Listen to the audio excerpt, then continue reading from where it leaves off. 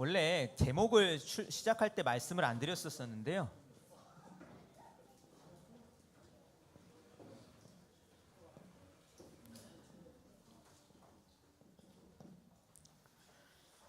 제물로는 나중에요.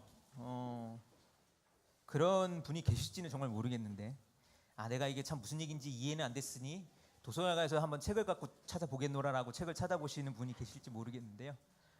정말 많이 시간이 남고 이 분야에 그 관심이 있으시다면 도서관에 가서 장자, 도서관에는 몇 종이 있습니다. 장자가 어느 도서관에 가든 일종만 있진 않아요. 장자를 있는 대로 빼오셔가지고요, 제물론 편을 펼쳐놓고 번역을 한번 보시면 다 다르다는 걸 알 수 있으실 겁니다. 해석이 아주 복잡합니다. 어떤 사람은 제물론을 제자가 원래는 제동이라는 표현을 쓰거든요. 그래서 똑같다, 사물들은 모두 똑같다는 논이다 라고 풀이하는 사람이 있는가 하면, 어떤 사람들은 물론 사물들에 관한 논의 혹은 어떤 논의를 정리하는 것이다, 갈무리하는 것이다 라고 보는 사람이 있는가 하면, 저 같은 사람은 모르겠어, 그냥 제목은 신경 쓰지 마 라고 하는 입장도 있고, 아주 복잡합니다.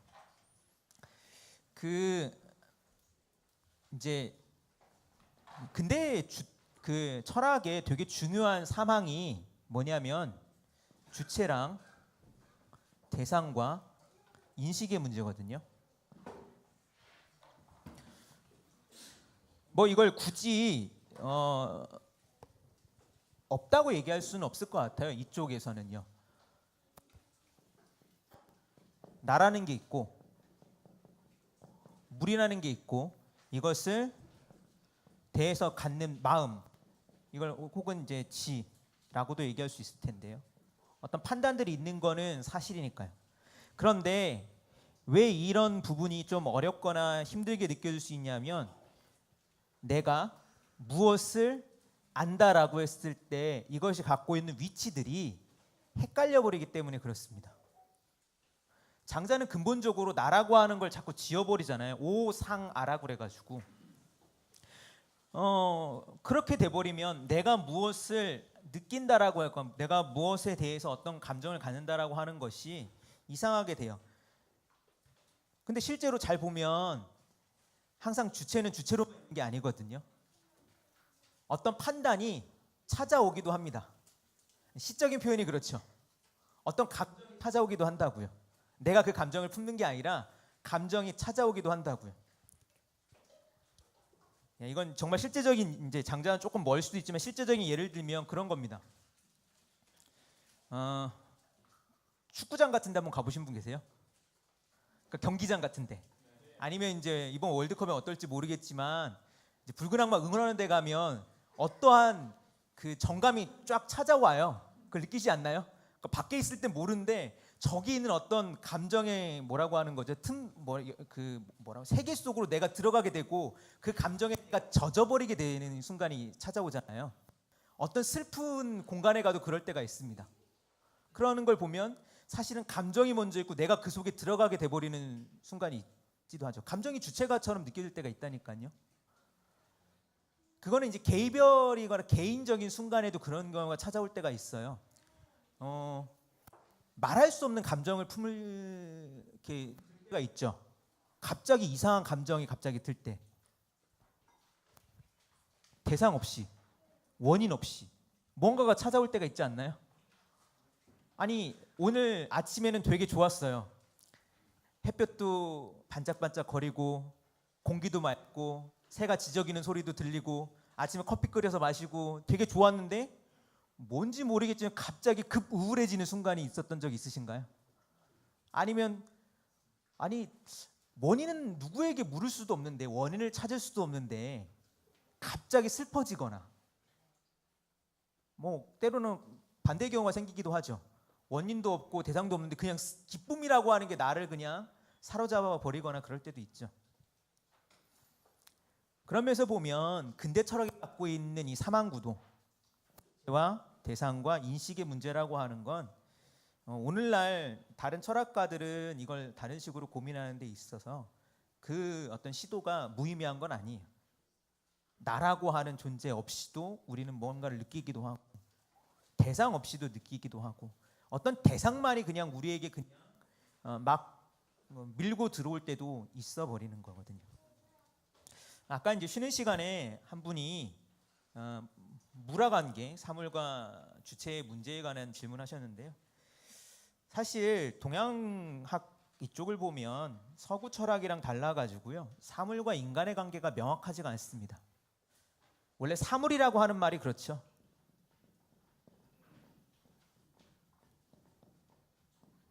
사물이 오늘날 우리의 근대적인 사고로는 같이 붙일 수 없는 것을 붙여놓은 언어예요. 오늘날 우리 입장에서 보면. 왜냐하면 사는 뭘 뜻하냐면 무슨 한자로 보통 알고 계시죠? 네, 일사. 사건이에요. 물은 물질적인 어떤 대상을 보통 얘기하죠. 그렇죠? 근데 사물은 옛날 사람들은 사와 물을 같이 보았어요. 그래서 이 말이 남아있기도 합니다. 물은 뭐냐면 물은 저놈의 딸기라고 하는 것이 물이 아니라는 거예요. 딸기와 맺는 관계, 딸기로부터 얻어지는 정감, 딸기라고 하는 것이 나에게 주는 무엇까지 그 사건까지 다 합하는 거라는 얘기를 해요. 잘 안 들어올 수도 있지만 사건과 사물이 같이 있다라고 옛날 사람이 생각을 했어요. 이게 더 가면 유학자들은 어떻게 되냐면 사물을 대상으로 하지 않고 계속 끊임없이 어떤 사건을 대상으로 하는 사람들이 생기기도 해요. 여기에 있지 않고. 그래서 어떻게 보면 과학적 인식 자체가 잘 안 생기게 되는 그런 상황이 생기기도 합니다. 어쨌건 조금 힘드신 건 우리가 갖고 있는 통상적인 생각을 좀 놓아버리거나 다른 식으로 생각해야 되기 때문에 그런 부분이 있고요. 또 하나는 장자라는 사람이 그리고 재물론이라는 그 편이 사실은 만만치 않기 때문에 그렇습니다. 그래서 혹시라도 그렇게 생각하지 마세요. 저도 그렇지 않은데요. 내가 참 못나서 이걸 잘 이해 못하는구나. 그렇게 생각할 필요가 없습니다. 옛날 사람들 주석을 쭉 보면요, 재밌는 거는 가끔가다 희망을 얻기도 합니다. 나도 잘 모르겠다 이런 내용도 나와요. 그렇게 공부에 잘했던 사람들도. 여기에 대해서도 논란이 그렇게 많고 그런 걸 보면 그런 얘기가 있구나라고 하는 식으로 한 번쯤 지나가도 되는 이야기이기도 합니다. 다만 내용을 떠나 문제의식을 다시 돌아오면 장자가 지금 재물론 앞부분에서 갖고 있는 문제의식은 뭐냐면 시비의 문제를 지금은 일단은 다루고 있어요. 옳고 그름이라고 하는 것. 궁극적으로 얘기하면 옳고 그름은 정해져 있지 않다는 게 지금 장자가 하고 싶은 이야기예요. 그리고 옳고 그름이라고 하는 것을 가지고 논의하는 논의들에 대해서 장자는 상당히 거리감을 갖고 있습니다. 그래서 이 말의 문제에 관한 내용이 이어서 이어집니다. 이 페이지 인용문을 읽어보겠습니다. 같이 읽어보겠습니다. 부언 비취야. 말이라고 하는 것은 불어대는 소리가 아니다. 취자는 후 하는 거예요. 말은 그거랑 다르죠, 그렇죠? 말은 소리이긴 하나 소리가 말은 아니잖아요, 그렇죠? 예? 물론 그것도 좀 복잡하긴 합니다. 왜냐하면 지금이야 외국어라고 하는 세계가 지금 우리에게는 이제 세계 속에 있잖아요. 우리 사고 속에는요. 근데 어떤 세계가 외국어라는 세계가 없어요. 예? 그래서 어떤 세계에서는 외국어라는 세계가 없기 때문에 이방인의 말들은 말이라고 하지 않았어요. 그럼 뭐라고 했을까요? 그냥 소리라고 했던 거죠. 소리. 이걸 조금 더 그냥 쉽게 생각하면 그러면 돼요. 우리는 물론 조금 오늘날에는 이제 표현이 좀 달라지긴 했지만 고양이의 말이라고 하진 않잖아요. 물론 그런 표현을 쓰긴 하지만 그 언어라는 표현을 쓰진 않죠. 물론 저는 열심히 배우려고 노력합니다. 우리 집에 있는 고양이들이 무슨 얘기를 하는지. 저희 집에 있는 고양이가 엄청 수다스럽거든요. 그러나 이제 통상적으로 우리가 말이라고 하지 않아요. 그것은 그냥 울음, 소리라고 하죠. 이런 것을 어디 볼 수 있냐면 영어로 야만인이 뭐죠? 네, 그런가요? 아, 그런가요? 바바리안. 바바리안이 왜 바바리안이라고 알고 계세요? 바바바바 해서. 그러니까 그리스인들이 보기에 외부 있는 애들이 그런 거죠. 그래서 맞아요. 오오오 그러니까 물론 근데 거꾸로 하면 사실은 그것을 듣지 못하는 사람들이기 때문에 그것을 우우우 이렇게 한다고 생각하지 우우 하는 사람들은 우우 하면 말을 하고 있는 거죠, 사실은. 물론 그런 의미에서 보면 말이라고 하는 것도 한 문화나 어떤 시비든 어떤 세계관을 설명하는 되게 중요한 표징이긴 합니다. 중국인들은 자기가 알아들을 수 없는 말을 우우우 이렇게 표현하진 않고 뭐라고 했냐면 새소리라고 표현했어요. 내가 모르는 말을 뭐냐면 쟤네들 새소리하고 있다고. 새소리하고 있다고. 좀 그게 더 설득력 있지 않나 싶어요. 저는 보보보보 이런 거보다. 예. 왜냐하면 중국인들이 보기에 우리가 듣지 못하는 말을 어떻게 생각했을까? 마치 떼까치가 제재거리듯이 짝찍찍찍 거린다고 그렇게 생각했을 수 있습니다. 그런 의미에서 보면 이 말은 우리가 고개를 끄덕끄덕거리게 만드는 말이긴 하나 사실은 되게 좀 고민해봐야 되는 말이긴 해요. 소리와 말을 우리는 어떻게 가르고 있는가. 좀 다른 얘기긴 한데 미지와의 조우란 영화 보신 분 계세요? 맞을 텐데 미지와의 조우인가? 스티븐 스필버그 작품으로 제가 기억을 하는데 거기 보면 외계인을 만나거든요. 그 외계인을 만나는데 외계인과 이렇게 소통을 하는데 어떻게 소통을 하냐면 연주를 해요. 그래서 오르간을 갖다 놓고 연주를 하면서 외계인은 저기 위해서 뭐 연주를 하고 그래서 음악으로 이렇게 서로 소통을 합니다. 음악이 말이 되는 걸 이제 영화로 보여주는데 이 소리와 말을 가르는 것들은 그것처럼 시대적이거나 문화적이거나 혹은 관념적인 틀들이 항상 작동하는 거죠. 그 다음에 읽어보겠습니다. 언자유언. 말에는 말하고자 하는 것이 있을 텐데 기소언자 특미정야. 그 말하려고 하는 것이 딱히 정해져 있지 않기도 하다. 어떻게 생각하세요? 이것도 조금은 되게 궁금한 건데 말은 어떤 의도를 갖고 있다고 우리는 생각을 하잖아요. 그렇죠? 근데 잘 생각을 해보세요. 의도 혹은 생각 혹은 감정이 먼저 있고 말이 있는 것인지 아니면 말과 함께 생각과 감정과 의도가 생기는 것인지 아니면 말 이후에 생각이나 감정이나 의도가 생기는 것인지 어떤 경우에는 분명히 첫 번째인 경우가 있습니다. 그렇죠? 내가 생각과 어떤 그래서 이렇게 마음 먹고 하는 말들이 그렇잖아요. 그렇죠? 그런데 근본적으로 우리가 하는 언어를 잘 보면 그렇게까지 확실하게 정해놓고 하는 경우가 정말 그렇게 많나요? 여기 있는 것처럼 정이라는 표현을 썼죠. 확정한다는 표현을 쓰잖아요. 그렇죠? 우리가 딱 정해놓고 말을 하는 경우가 있나요? 어떠세요? 저는 거의 그러지 않은 것 같거든요. 말을 할 때 말하기 전에 뭔가가 먼저 미리 정해져 있고 말이 나오는 게 아니라 순서는 정확하게 어떻게 되는지 모르겠는데 분명한 건 뭐냐면 정해져 있지 않은 것 같다는 거예요. 저는 언어가 근본적으로 그런 활동 가운데 생각이나 감정을 확정하는 역할도 한다라고 저는 생각을 해요. 무슨 얘기냐면 우리에게 어떤 식의 감정이 있고 그 감정이나 생각을 마침표 찍듯이 딱 찍어내는 활동으로서가 언어가 있는 게 아니라 거꾸로일 수 있다는 거죠. 말이라고 하거나 언어라고 하는 활동은 우리에게 어떤 확정적이지 않은 것들을 조금 더 드러내거나 모습을 표현하도록 만드는 활동이 아닌가 싶기도 합니다. 좀 다른 얘기인데 저는 그래서 원래 제가 일요일마다 원래 이 시간에 뭐 하고 있어야 되냐면 글쓰기 수업을 하고 있거든요. 청소년들이랑 글쓰기 수업을 하고 있는데요. 근데 오늘은 하여튼 제가 다른 분에게 맡기고 왔습니다. 근데 제가 글쓰기 수업할 때 제가 보통 글쓰기 수업하고 제가 끊임없이 차이를 두는 것 중에 하나는 뭐냐면 저는 개요 쓰기를 절대 시키지 않습니다.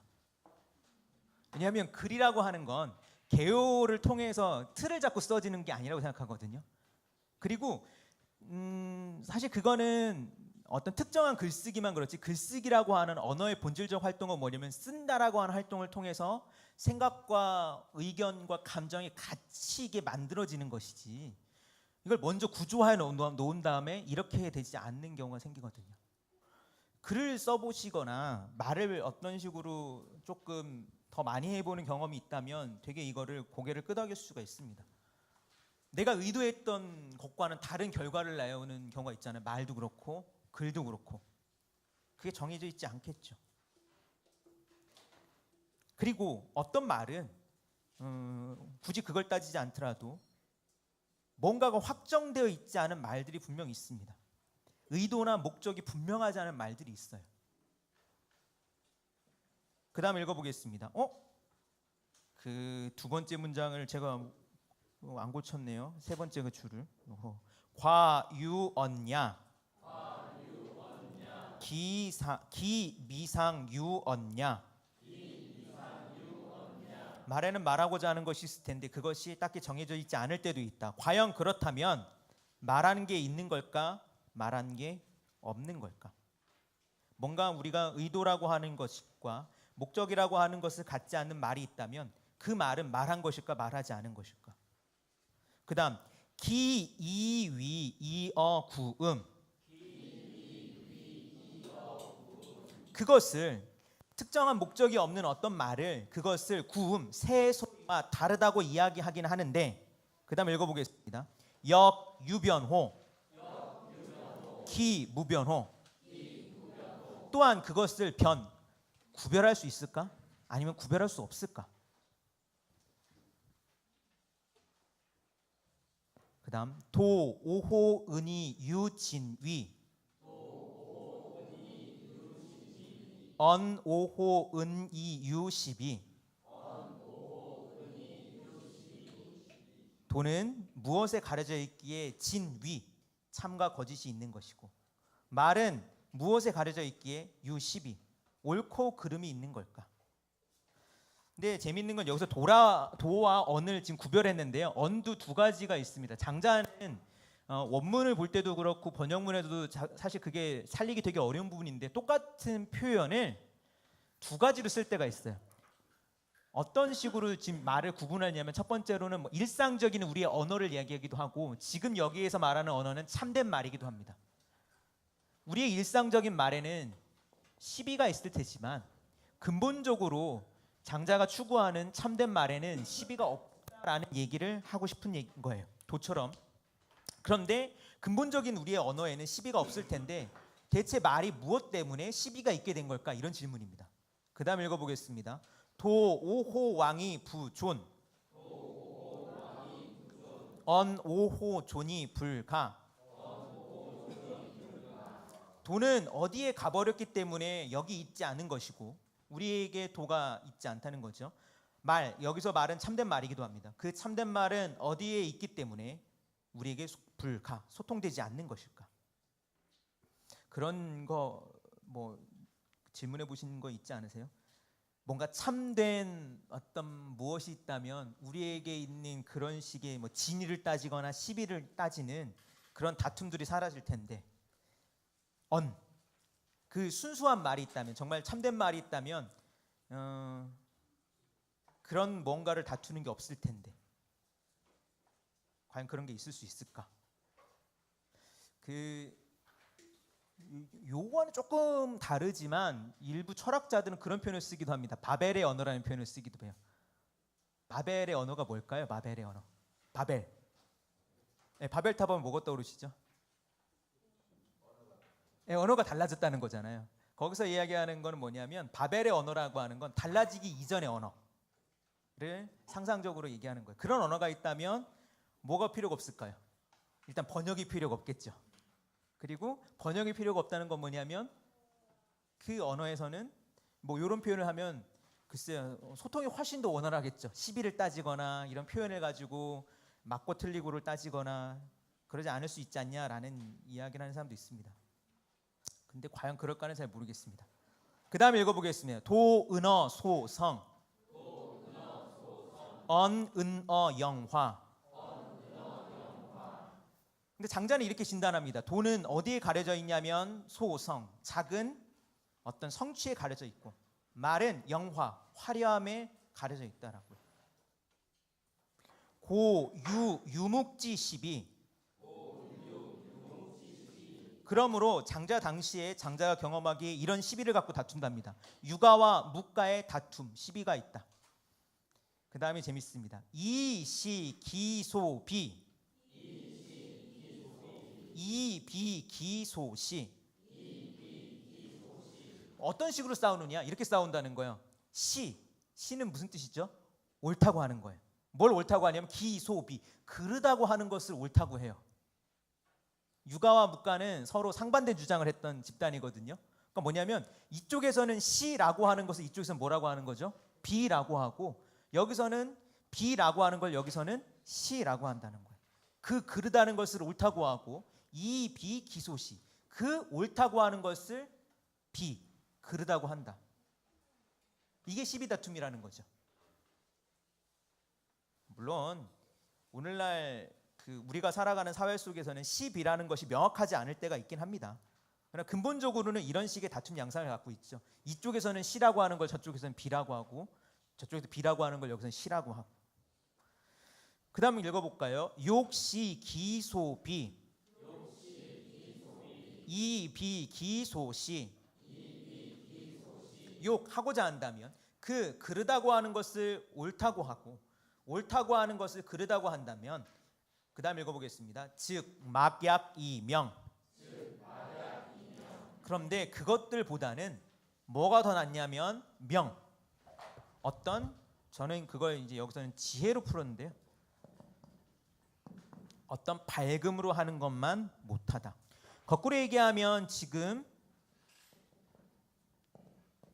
시비라고 하는 것은 명, 어떤 식의 밝은 어떤 지혜를 갖고 있는 식의 생각이 아니라 사건의 일부만을 보고 있는, 혹은 어느 정도 그림자 지워진 사태라고도 할 수 있겠죠. 그 다음 읽어보겠습니다. 물무비피. 물무비시. 직역하면 이렇습니다. 사물에는 피, 저것이라고 하는 것이 저것 아닌 것이 없고, 물무비시, 사물에는 이것 아닌 것이 없다. 그죠? 저것이 있으면 뭐가 있어요? 이것이 있죠. 근데 거꾸로 생각할 수 있죠. 그럼 이것이 있으면 뭐가 있습니까? 저것이 있습니다. 그 다음 자, 피즉, 불견. 자, 시즉, 지. 저것으로부터라면, 저것에서 보면 보이지 않던 것이 이것에서부터라면 이것에서는 알게 되기도 한다.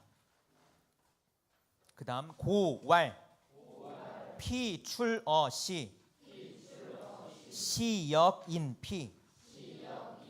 그러므로 말하기를 저것이라고 하는 것은 이것으로부터 나오는 것이며, 이것이라는 것도 인피, 인자가 장자 중간 부분에 많이 등장하는데요.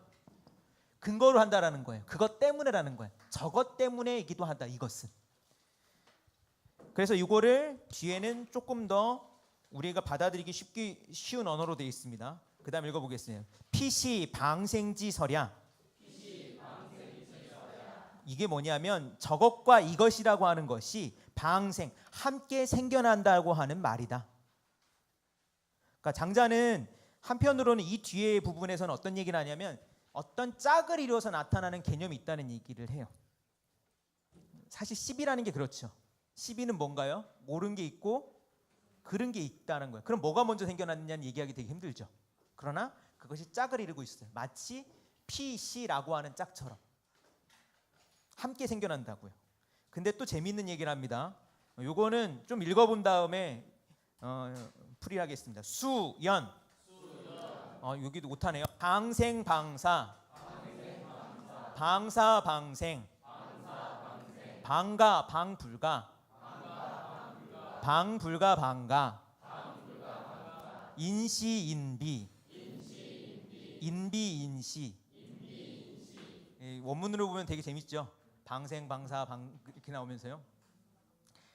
방자는 바야흐로 뭐 이런 뜻에서 어떤 사람은 조금 다르게 해석하는데 그냥 저는 쉽게 해석하려고 합니다. 생겨나는 게 있다면 사라지는 것도 있다. 사라짐이 있다면 생겨나는 것도 있을 것이다. 방가, 옳다는 게 있다면 불가, 그르다는 것이 있을 것이고, 방불가, 그르다는 것이 있다면 방가, 옳다는 것이 있을 것이다. 지금 여기 장자는 몇 가지의 짝을 그래서 이야기를 하고 있습니다. 하나는 저것과 이것이라고 하는 있는 것가 있고, 그렇죠? 또 하나는 여기서는 생사라고 되어 있는데 뭐 생겨남과 사라짐이라고도 할 수 있지만 하여튼 생사 혹은 태어남과 죽음이라고도 할 수 있습니다. 또 하나는 옳음과 그름 혹은 가는 괜찮다는 뜻도 되고요. 그래요. 불가는 안 된다는 거죠. 뭐 시비 이런 짝들이 있습니다. 그렇기 때문에 인시인비, 인비인시 이것 옳다는 것 때문이라는 것은 옳다는 것 때문이라는 것은 그르다는 것 때문이기도 하고 그르다는 것 때문이라는 것은 옳다는 것 때문이기도 하다. 어디 하나에 원인을 줄 수가 없는 거죠. 짝을 이뤄서 이런 사고들이 나타나기 때문에 장자는 요 정도에서 멈췄지만요. 불가에서는 특히 중론이라고 하는 책에서는 이 짝을 이루는 개념들에 대해서 여러 이야기를 합니다. 사실 이 짝을 이루는 개념들은 여럿을 우리는 얘기할 수 있어요. 뭐가 있을까요? 또 유무도 있겠죠. 있음과 없음. 또 뭐가 있을까요? 좌우, 뭐 전후도 있을 거고요, 그렇죠? 위 아래도 있을 거고요. 근데 물론 어떤 개념들은 여기에 들어오기 애매모호할 수도 있지만 잘 보면 우리의 사고나 판단들이 이런 짝을 이루어서 함께 생겨나고 함께 사라진다는 것도 맞는 얘기긴 합니다. 그리고 사실 어느 것이 먼저 원인이라고 얘기하기 상당히 힘든 게 있죠. 그러면 이 문제를 어떻게 해결할 것이냐? 시비 다툼을 아니 원인을 알아야지 이걸 해결하잖아요. 근데 또 물론 원인은 모르죠. 이게 옳다고 하는 놈이 먼저인지 그르다고 하는 놈이 먼저인지 몰라요. 다만 해결 방법의 태도는 얘기할 수 있습니다. 해결하려면 이 두 가지를 함께 해결해 버려야 돼요. 그러니까 옳다는 것만 어떻게 해결해서 이게 문제가 되지 않고요. 그르다는 것만 해결해서 이게 문제가 해결되지 않아요. 육아 입장이라면 이게 계속 대비를 하는데 육아 같은 입장이라면 한쪽을 선택하는 거죠. 옳다고 하는 놈을 통해서 그르다고 하는 것을 없애버리는 거죠. 파사 현정 이런 말 들어보셨습니까? 파사 사악한 놈들을 없애야 현정 바른 것이 드러난다고요. 원래 이단이라고 하는 표현이 육아에서 나온 건 알고 계신가요? 예, 이단이라고 하는 표현이 육아에서 나온 겁니다. 논어에 나옵니다. 논어에 이단이라는 게 나와요. 이단이 이 시비다툼에서 항상 주목되는 거죠. 그르다고 하는 대상이 되기 때문에 이단은 항상 어떻게 됩니까? 그렇기 때문에 손잡아요? 없애야죠. 육아에서부터 출발하는 겁니다. 시비가. 근데 장자는 문제 자체를 좀 다르게 설정해 보려 가지고요. 뭐라고 얘기하면 이렇게 얘기합니다. 그다음 읽어보겠습니다. 시 성인 불유 이 조지 우천 역인시야. 그러나 성인은 불유 그것을 따르지 않는다. 옳다고 하는 것도 따르지 않고 그르다고 하는 것도 따르지 않는다. 이 조지우천 그것을 그저 하늘에 비추어 볼 뿐이다. 이것은 이것이라고 하는 것을 따르는 것이기도 하다. 여기 역인시하는 너무 복잡하기 때문에 그냥 넘어가겠습니다. 이걸 얘기하면 너무 지금 이야기가 복잡해집니다. 다만 그래서 지금 주목해 볼 만한 건 뭐냐면 장자가 이것을 밝은 하늘에 한번 이것을 비춰보자고 하고, 이 비춰본다라고 하는 건 뒤에 이게 앞에 얘기했던 명이라고 하는 표현을 떠오르게 만듭니다. 시비라고 하는 것은 어느 정도 한쪽만 보고 있는 것인데, 하늘에 비춰본다면, 밝은 데 내놓는다면 그 한쪽도 모두 사라지게 되는 어떤 전체성으로 인식할 수 있는 그 순간이 오지 않겠냐라고 하는 이야기를 지금 하고 있습니다. 그 다음 읽어볼까요? 시역 피야, 피역 시야. 그럼 어떻게 되냐면 이것 또한 저것이 되기도 하고, 저것 또한 이것이 되기도 하다. 피역 일시비, 차역 일시비. 그러면 저기에도 하나의 시비가 있겠지만 여기에도 하나의 시비가 있기도 하다. 시비라고 하는 것이 한쪽에 속해 있지 않고도 뭔가 이 명이라고 하는 어떤 지혜로부터 본다면 이것이 전혀 다른 식으로 배치가 될 것이고, 그렇게 되면 이것과 저것이라고 하는 것이 이것은 또한 저것이기도 하고 저것이 또한 이것이 되기도 하는 순간이 오기도 하는데, 그렇게 되면 어떻게 되냐면 읽어보겠습니다. 과차유 피시호제, 과차무 피시호제. 과연 그렇게 되면 이것은 피시, 저것과 이것이 있는 것일까? 저것과 이것이 없게 되는 것일까? 이게 되게 재미있는 태도이기도 합니다. 왜 재밌냐면 지금 짤 얘기했잖아요. 자, PC 혹은 CB 다 똑같습니다. 어찌됐건 CB라는 걸 계속 붙잡고 얘기를 해봅시다. 옳고 그름이라는 게 있어요. 옳고 그름을 다 없애버리면 될까요? 안 될까요? 이 사고에 들어오면 안 돼요. 왜 안 될까요? 옳고 그름이 짝이 되는 것처럼 없앤다는 것도 뭐가 짝이에요? 있다는 게 짝이잖아요. 그럼 없애면 뭐가 되죠? 있음이 함께 생겨나 버린다고요. 그럼 궁극적으로 이 시비를 없애버린 건가요? 아닐 거란 얘기를 하는 거예요. 장자는 여기서 그냥 말을 멈추고 다른 식으로 빠져버렸지만, 이 개념의 짝을 많이 다루었던 불가에서는 무슨 표현을 나중에 쓰냐면 공이라는 표현을 씁니다. 들어보셨죠? 공이 뭡니까? 이야기하기 되게 힘들어요. 근데 계속 이야기를 하죠. 그렇게 공은 있음도 아니며 없음도 아니고, 또 뭐라고 해요? 있음이 없다는 것도 아니며 없음이 없다는 것도 아니다.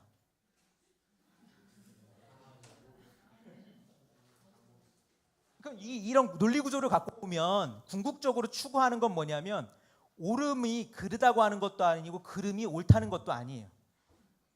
그렇죠?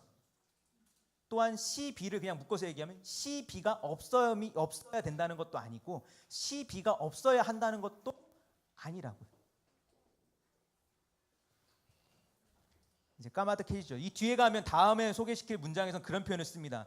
어떤 식으로 장자가 이런 표현을 하는데 되게 장자의 제가 가장 멋있다고 생각하는 문장 가운데 하는데 이런 표현을 써요. 잘 들어보세요. 시작이라는 것이 있다면 시작 이전이 있을 것이다. 자, 그렇다면 시작 이전이 있다면 시작 이전에 이전도 있을 것이다. 있음이 있다고 해보자. 그럼 무엇이 있냐? 없음이 있을 것이다. 그러나 없음도 있을 것이며, 없음이 있다면 없음도 있을 것이다. 무슨 얘기를 하는 건지 이제 까먹었죠. 여기도 그런 비슷한 겁니다. 자, 어찌됐건 성인은 그것을 어떤 지혜로 하고 그것을 비춰보는데, 물론 그것이 무엇인지 명확하게 이야기하지 않아요. 그냥 되게 중요한 건 뭐냐면 그것이 무엇이다라고 하는 것보다 그것을 다루는 태도입니다. 뭐냐면 그것은 시비라고 하는 것이 상관이 없어진 상태일 텐데, 중요한 건 뭐냐면 그것이 PC 혹은 이거 시비로 바꿔도 돼요. 저것과 이것이 있는 걸까? 저것과 이것이 없는 걸까? 있기도 하고 없기도 하며 없기도 하고 있기도 하다는 것이기도 한 거죠. 그 다음 읽어보겠습니다. 피시 막득기우 위지도추. 저것과 이것이 피시가 막득 얻지 못하는 것, 기우 우자는 짝이란 뜻입니다. 저것과 이것이 짝을 이루지 않는 것, 저것과 이것이 대립되지 않는 것, 저것과 이것이 상대되지 않는 것, 그것을 일러 도추라고 한다. 도추는 도의 추자는 지돌이라고 하는데요. 지돌이는 뭐냐면 문에 보면 이 경첩이라고 하는 게 있죠. 아시죠? 이 중간에 있는 걸 지돌이라고 합니다. 어떤 사물을 움직이게 만들지만 그 자체는 움직이지 않았던 중심을 도추라고 그래요.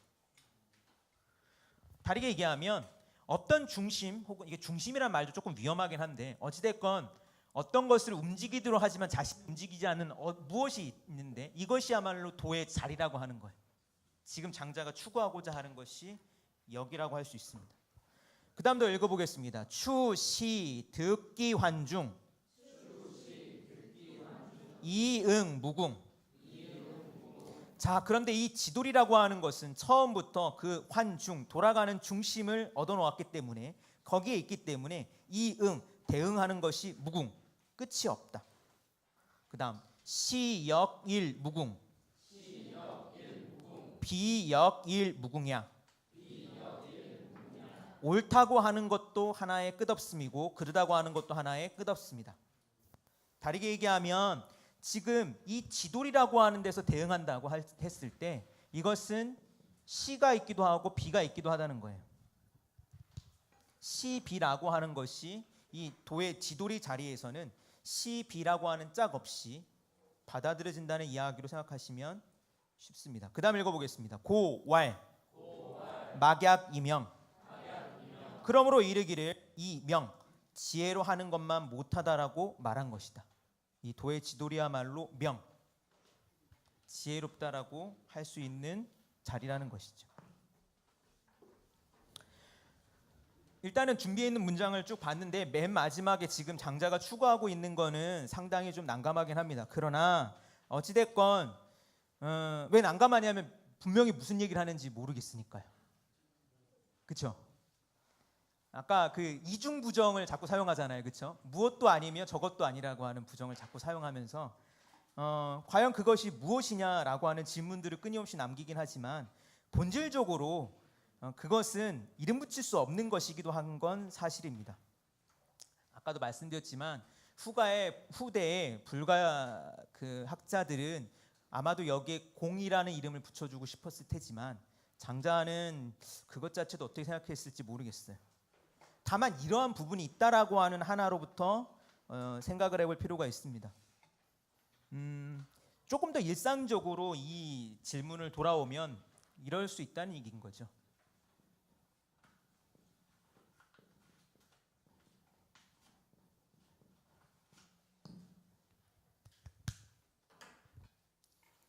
많은 사람들은 C, B가 마치 뭐 함수로 얘기하면 이런 식으로 있다고 생각하는 거죠. 옳은 것과 그른 것 예외에는 아무것도 없다고 생각하는 사람들이 있어요. 있음과 없음은 짝이 되는데 이 둘을 예외적으로 존재하는 건 아무것도 없다고 생각하는 사람들이 있어요. 그러나 장자식의 표현을 빌리면 이렇게 얘기할 수 있습니다. 사실은 그렇지 않다고요.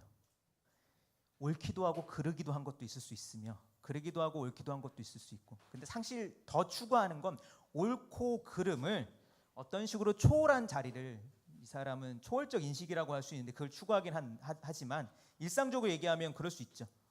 있기도 하고 없기도 한 것도 있을 수 있고 없기도 하고 있기도 한 게 있을 수 있습니다. 그런데 잘 생각해 보시면요, 어떤 식의 판단이라는 게 그렇지 않나요? 무엇이라고 확정을 우리는 한다고 생각하지만 항상 그것이 미정, 확정돼 있지 않은 것으로서 작동하지 않나요? 아니면 장자가 얘기하는 것처럼 확정돼 있다 하더라도 그 확정이 무엇과 무엇에 걸쳐 있는 상태로 있진 않나요? 모르겠습니다. 과연 어떤 말이 옳은 것인지는 모르겠으나 적어도 장자가 얘기할 때 두 가지 중요한 건 뭐냐면, 옳고 그름이 짝을 이루는 것은 맞지만 이것이 아무런 틈이 없는 것처럼 옳고 그름이 이것 아니면 저것이라고 하는 식으로 딱 짝을 이루어서 이 예외가 없지는 않다라고 하는 식의 하나의 가능성이 있고, 또 하나는 옳음과 그름이라고 하는 것, 이 판단을 넘어서는 또 다른 자리가 있을 수 있다는 얘기를 해요. 과연 거기가 무엇인지는 쉽게 이야기하기 힘듭니다. 그러나 한 번쯤은 생각해 볼 필요가 있는 것이긴 하죠. 누구와 누구가 다툴 때 그런 경험 있지 않으신가요? 두 사람이 다툽니다. 한쪽은 옳다라고 하고 한쪽은 그르다고 하고 서로 이제 다투죠.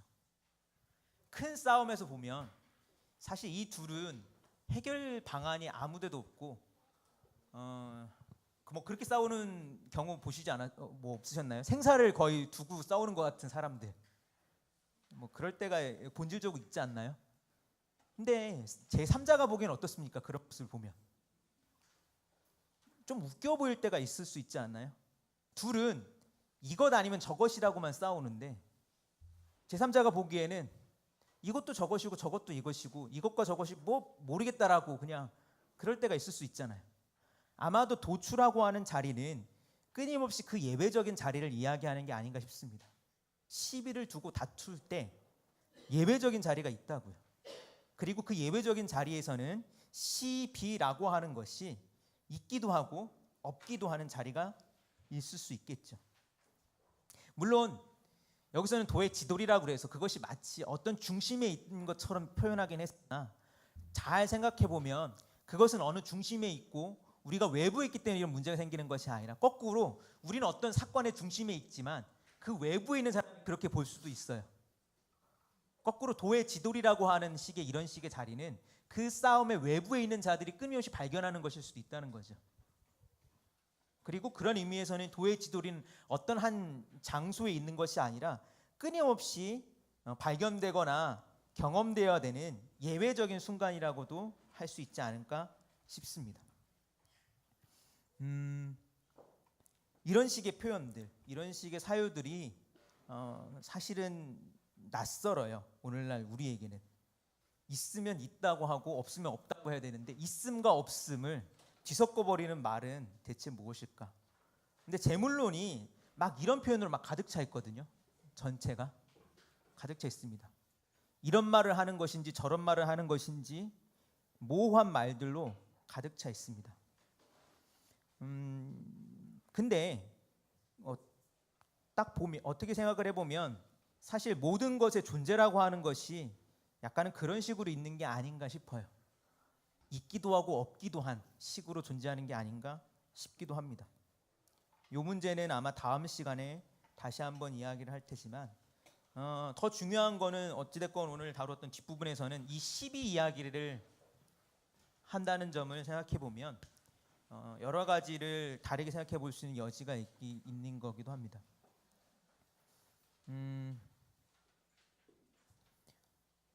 뭐 이렇게 좀 다른 얘기로 갈 수도 있는데요. 좀 뭐 제가 생각하는 걸 더 붙여보면 그럴 수 있어요. 그 제물로는 흥미롭게도 다양한 질문으로 가득 차 있습니다. 형식적으로 보면요, 답이 없어요. 이것이다라고 하는 단언이나 이것은 이것이다라고 하는 명제들이 있는 것이 아니라 이럴까 저럴까 하는 질문을 갖고 있습니다. 아까 거기도 질문이었죠. 아까 이제 명이라고 하는 얘기를 하면서, 그러면 여기는 핏이라는 게 있는 걸까 핏이라는 게 없는 걸까, 이런 질문했어요. 그럼 있다는 얘기를 듣고 싶은 거예요? 없다는 얘기를 듣고 싶은 걸까요? 사실은 대답을 듣고 싶지 않은 겁니다. 질문만 남은 거고, 그 질문에 대답하는 순간 뭐가 돼요? 문제는 양단에 속해버리는 거죠. 있는 걸까 없는 걸까라고 하는 질문이 위에 닥쳤을 때 둘 중에 하나 선택해버리면 어떻게 돼요? 한쪽에 속해져 버리는 거죠. 양단. 그런데 선택하지 않는 것도 답이라는 거죠. 거꾸로 그러면서 보면 질문이야말로 대단히 중요하지 않는가라는 생각도 합니다. 많은 사람들이 답을 못 찾아서 문제라고 하는데요, 때로 어느 경우를 보면 질문을 못하기 때문에 문제가 생기기도 하는 게 아닌가 싶을 때가 있어요. 질문이라고 하는 건 거꾸로 여기에 있는 구도를 그냥 굳이 빌려오면, 우리가 문제를 제기하고 있는 이것이냐 저것이냐라고 하는 문제 해결의 상황에서 이것도 저것도 아닌 어떤 순간에 이 문제를 뒤집어 버리는 혹은 새롭게 새롭게 정의하는 것이라고도 할 수 있죠. 그런 작업이라고 할 수 있습니다. 질문은 이것이냐 저것이냐, 나나 너냐, 옳음이냐 그름이냐가 아니라 다른 식의 질문이 닥칠 때 사실 그 질문이 사라지는 순간, 어떤 문제가 사라지는 순간들을 경험해 보셨는지 모르겠습니다. 저는 그런 경험이 있다라고 생각을 합니다. 어떤 문제 속에 꽉 우리가 그 사건의 중심에 있고 어떤 식의 이 시비라고 하는 그 빠져나올 수 없는 그물에 갇혀 있을 때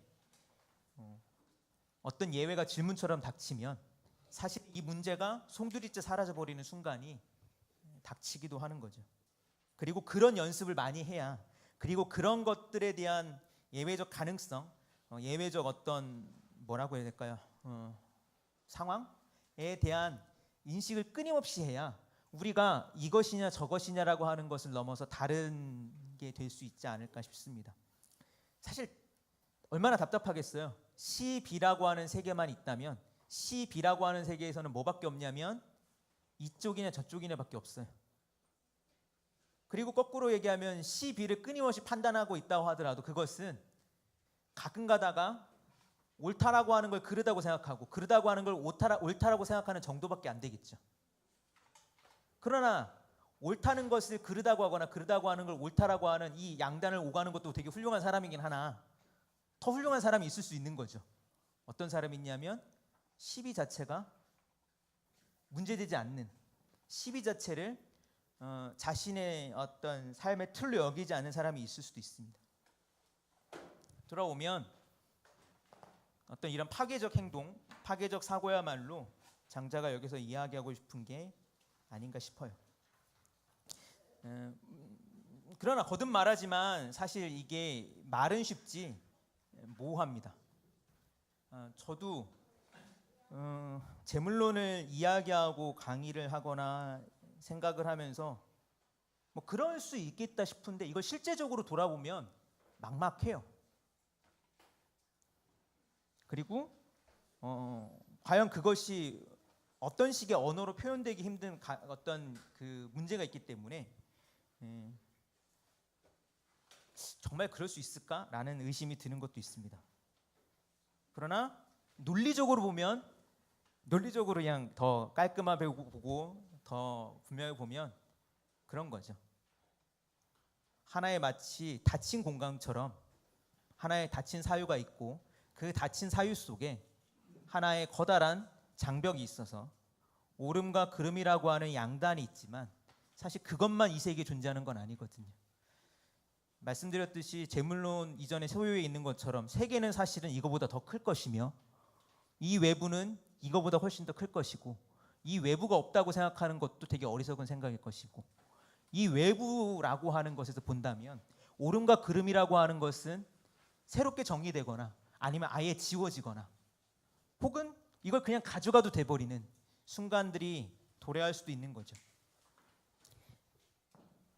근데 여기가 어딘지는 잘 모르겠다는 거죠. 이게 뭘까? 이게 뭘까?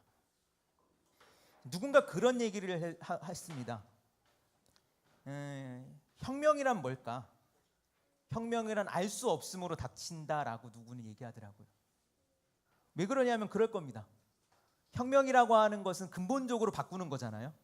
근데 근본적으로 바꾼다고 하는 것은 사실은 어떤 세계 속에 존재하는 자가 할 수 있는 게 아니에요. 그렇잖아요. 모르는 세계를 우리가 어떻게 살 수가 있어요? 모르는 세계를. 다만 그 시간이 닥쳐올 때 혹은 그 사태가 닥쳐올 때 거부하지 않는 게 답이 될 수는 있겠죠. 그러나 중요한 건 또 그렇게 질문해 볼 수 있습니다. 모르는 자들이, 아무것도 모르는 자들이 훨씬 더 세계를 전복적으로 바꾸기도 하고 새로운 세계를 열어주기도 한다고요. 철학에서는 코페르니쿠스적 전환이라는 표현을 씁니다. 들어보셨는지 모르겠습니다. 코페르니쿠스적 전환이라고요. 코페르니쿠스가 뭐 한 사람이죠? 가끔 헷갈리시나요? 뭐 앞에가 뭐가 붙어야 되는지. 천동설과 지동설이 있죠. 천동설이 뭐냐면 하늘이 움직인다는 거죠. 그렇죠? 우리를 중심으로. 근데 코페르니쿠스가 이걸 뒤집어 버린 거죠. 전환. 사고를 전환했대. 어떻게? 아니다. 지구가 돈다. 어떻게 보면 이것이 철학으로 보면 사고의 전환이기도 하고 어떻게 보면 혁명적 사고라고 할 수 있습니다. 그런데 누군가는 그런 질문을 던지더라고요. 우리는 대단히 쉽게 천동설과 지동설을 마치 두부를 자듯이 싹 잘라서 이 시대는 그렇게 생각했고 이 시대부터는 이렇게 생각했다고 생각하지만 정말 그랬을까? 하늘이 돈다라고 믿었던 사람들이 땅이 돈다는 얘기를 들었을 때 그걸 받아들일 수 있었을까? 아니었을 거라고요. 세계는 그런 인간들이 다 죽고 나서야 우리 같은 새로운 인간들이 태어나서 새롭게 살아가고 있을 수 있지 않냐고 그런 얘기를 하는 게 있었습니다. 그만큼 어렵다는 거죠. 다르게 보기라는 것이, 관점을 바꾼다는 것이, 생각의 틀을 깬다는 것이 그만큼 어렵다는 것이고, 다만 중요한 건 그럼에도 불구하고 그런 예민한 시선을 갖고 있는 사람이 있다는 건 분명합니다. 세계가 이렇게 있고 요 세계가 이런 식으로 있고 우리는 이것 가운데 이렇게 다툼을 벌여야 한다고 하는 세계 속에서 아닌데? 라고 얘기하는 사람이 가끔가다 있다는 것이. 그리고 그 가끔가다 있는 사람들은 장자가 이야기하는 것처럼 이 세계의 생각의 틀에 포획되지 않는 사람임은 분명합니다. 물론 우리가 그런 사람이기는 되게 힘들어요. 이 세계를 다른 식으로 바꿀 만한 예외적인 생각들 하는 사람이긴 되게 힘들어요. 다만 그랬을 때 실천적으로 하나의 제언을 드리자면, 예전에 칼럼에서 보았을 때 재밌는 얘기를 하시는 분이 있었습니다. 후지 다케시라고 하시는 분이 있어요. 이름 들어보셨나요? 그러니까 이제 역사학 연구하시는 분인데요. 일본 출생인데 귀화를 하셨나 지금 헷갈립니다. 하여튼 그분이 그런 표현을 썼어요. 연습을 해야 된다고. 어떤 연습을 했냐면 무단횡단을 연습해야 된대요. 왜 무단횡단을 연습해야 될까? 왜냐하면 우리 삶에 무단횡단은 뭐예요? 불법이잖아요. 나쁜 거죠. 좋은 건 아니잖아요, 그죠? 그러나 우리가 연습하지 않으면 어떻게 되냐면 우리가 무단횡단이라고 하는 것이 필요 없어진 순간, 사실 무단횡단이 필요 없어진 순간을 상상할 수 있으세요? 사실 무단횡단이라는 말은 도로에 신호등과 횡단보도가 나타났기 때문에 만들어진 말이지, 도로에 횡단보도가 없다면 무단횡단이라는 말은 없습니다. 시골에 가서 저 어렸을 때 생각을 해보면요, 무단횡단이라는 말은 그들의 제 어렸을 적에 들려줘봤자 아무런 소용이 없어요. 무언가 생겨났기 때문에 그것은 생겨났던 것이고, 거꾸로 얘기하면 그것이 사라져버리면 그 말도 유효성을 다할 수 있습니다. 그분이 그렇게 얘기했던 이유는 뭐냐면, 우리는 혁명이라고 하는 예외적 상황을 예비하면서 살아야 된다는 얘기를 하고 싶어서 그런 얘기를 하는 거예요. 우리가 살아가는 지금의 삶의 방식이 우리에게 익숙하고 우리의 삶에는 도움이 되는 건 분명히 맞지만, 거꾸로 어떤 예외적 순간이 우리에게 열렸을 때는 이 삶을 다 포기해야 될 수도 있다고요. 근데 그것을 연습하는 자와 연습하지 않는 자, 장자의 얘기 표현을 빌리면 이렇게, 물론 우리가 사유할지는 모르겠지만 이런 사유 방법을 아는 자와 사유 방법을 모르는 자, 예외를 인식하는 자와 예외를 인식하지 못하는 자, 시, 비를 넘어서 무엇이 있을 거라고 궁금증을 갖는 사람과 궁금증을 갖지 않는 사람은 분명히 달라질 거라고요. 연습한 자와 연습하지 않는 자. 연습이란 말은 저는 되게 중요하다고 생각합니다. 왜냐하면 아까 이야기했듯이 어떤 식의 규범이나 사고의 방식은 우리의 삶에 같이 들어있거든요. 제가 생각하기엔 그렇습니다.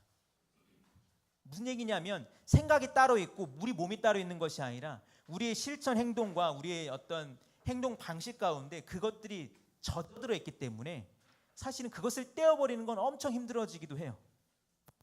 그래서 예외적 어떤 경험들을 해보게 되는 것 중에 되게 중요한 연습들 가운데 하나는, 그런 것처럼 때로는 우리가 되게 중요하다고 여겨지는 것들을 어겨보는 훈련들, 연습들이 필요하기도 하고요. 한편은 언어라고 하는 면에서 이걸 주목했던 사람들은 다른 말하기를 얘기하는 사람들도 있습니다. 다른 말하기. 실제로 말을 다르게 하면 존재가 다르게 인식되죠. 저는 여기 아마 말씀드렸던 것 같은데, 저희 동네에 살면서, 그리고 제가 경험했던 연구자 공동체 혹은 제가 경험했던 그런 공동체에서 되게 재밌는 것들, 제가 생각하지 못했던 예외들을 발견하는 건 뭐냐면, 어떤 식의 말이라고 하는 도구를 쓰는 훈련들을 의외로 많이 했다는 거예요. 특히 뭐에서 많이 하냐면 이름이라고 하는 것에서. 이름. 제가 경험하는 공동체에서는 본명을 쓰지 않습니다. 다 별명을 써요. 근데 재밌는 거는 사람들은 물어요. 그럼 이름은 뭐예요? 라고 묻잖아요. 근데 그것이 사실 그 세계 속에 통용되는 이름이고, 그 통용되는 이름을 통해서 관계를 맺게 되면 어떻게 되냐면, 우리가 사회 속에서 있었던 특정한 식의 뭐죠? 규범들이 작동하지 않게 돼요. 예를 들어서 일부러 이름을 되게 재밌게 지어버리면 어떻게 되냐면 나이주의가 잘 작동하지 않게 되기도 합니다. 그러니까 우리 속에서 살동하는, 그리고 거꾸로 성별이 잘 작동하지도 않게 되기도 하고요. 그리고 성씨가 갖고 있는 어떤 식의 뭐 요즘에 많이 사라졌지만 그럼에도 갖고 있고 뭐죠? 친소 관계가 있잖아요. 그런 것이 해결되기도 합니다. 그러면서 보면 어떤 식의 연습, 시도들을 끊임없이 한번 상상해 볼 필요도 있는 거죠. 그리고 그러면서 보면 누군가는 그런 표현을 쓰기도 했었는데요.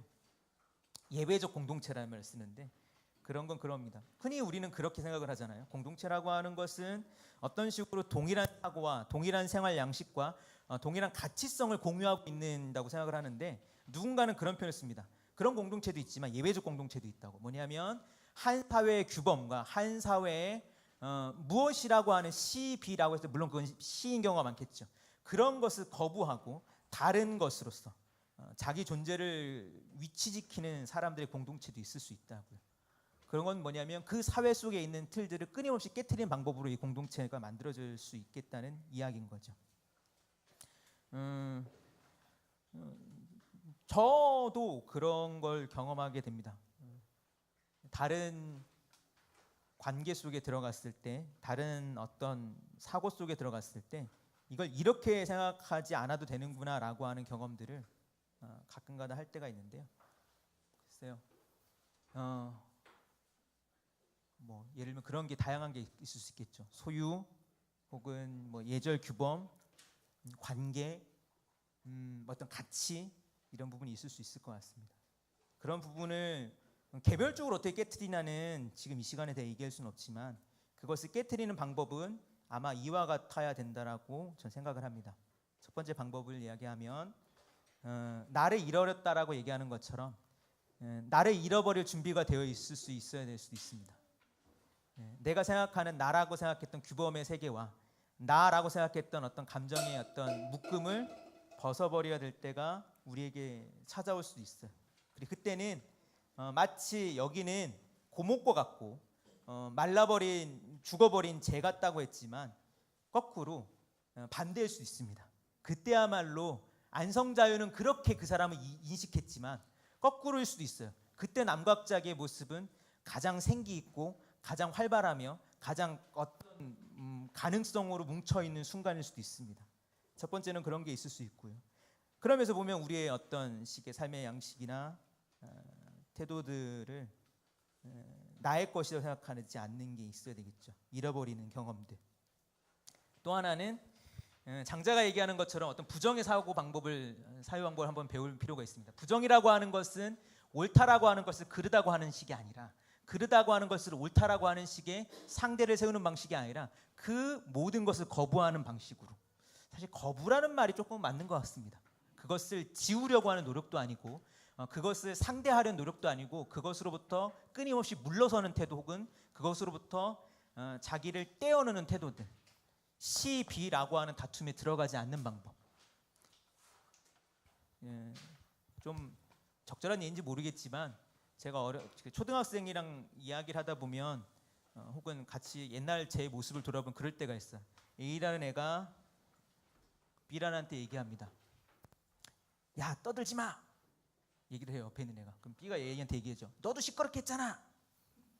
그럼 어떻게 됩니까, 이 둘이? 그렇다고 서로가 맞아, 우리 서로 시끄럽게 했으니까 우리 이제 서로 조용히 하자, 이렇게 안 되죠. 그럼 어떻게 되죠?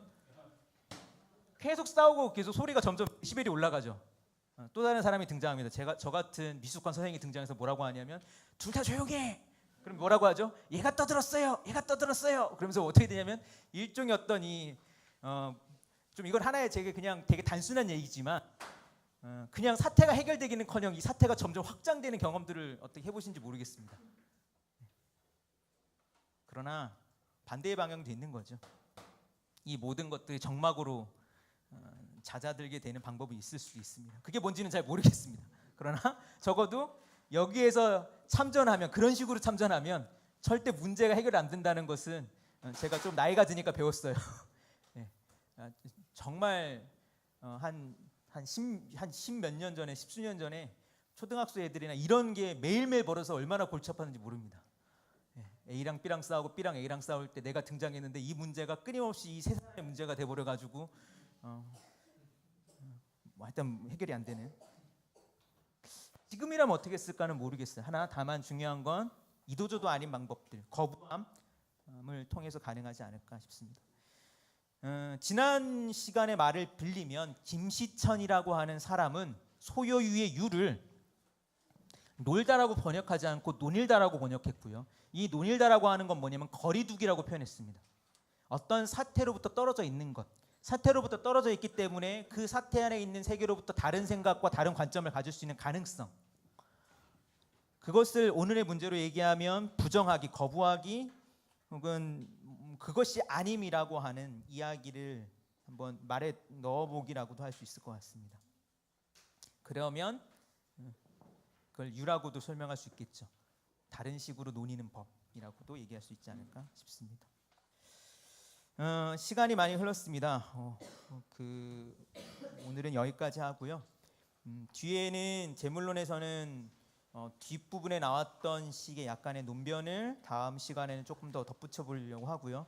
그 다음에는 장자 맨 마지막에 나오는 호접지몽 이외에 다른 식의 우화를 하나 소개하면서 제물론을 마치려고 합니다.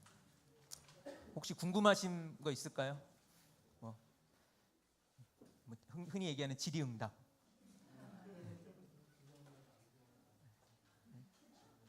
말을 잃어버려서 아는 것도 아니고 모르는 것도 아니고.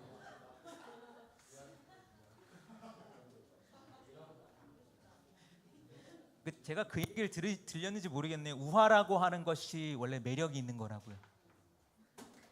이진경 선생 책에 저는 그 구절을 아마 말씀을 듣던 것 같은데 기억합니다. 이진경 선생의 그 히치하이커의 철학 여행인가, 거기 보면 우화는 어떤 식의 답을 내놓는 게 우화가 아니라고요. 교훈을 주는 건 우리가 답을 주잖아요, 그렇죠?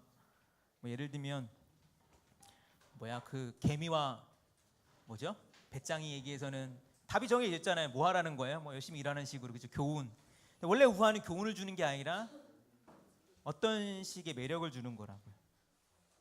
매력이라고 하는 건 내가 생각하지도 못했던 게 있는데 또 뭔가 다른 게 있네 라고 하는 식의 생각할 수 있는 가능성들, 우리의 생각을 팡 깨는 어떤 순간들을 주는 것, 혹은 설사 그것이 깨어지지 않는다 하더라도 매력이란 말처럼 나를 뭔가 끌어당기는 무엇, 그런 게 저는 장자에게 있다고 생각합니다. 제물론을 좀 버리기 아까운 이유가 그거예요. 제물론이 여러 가지 어려움이나 난해함에도 불구하고 뭔가를 자꾸 이야기하고 매력을 주기 때문에 그렇습니다. 뭔가를 끌어당기는 것 같고 그렇기 때문에 그렇습니다. 그 비유를 말씀드렸었나요? 깨달음의 비유, 하늘과 땅의 이야기, 선생들이 얘기했던 얘기 들려드렸었나요? 안 해드렸나요? 들은 거 같나요? 들은 거 됐어요? 언제 깨닫느냐? 제자가 물었을 때 선생이 하늘이 땅에 내려앉을 때다.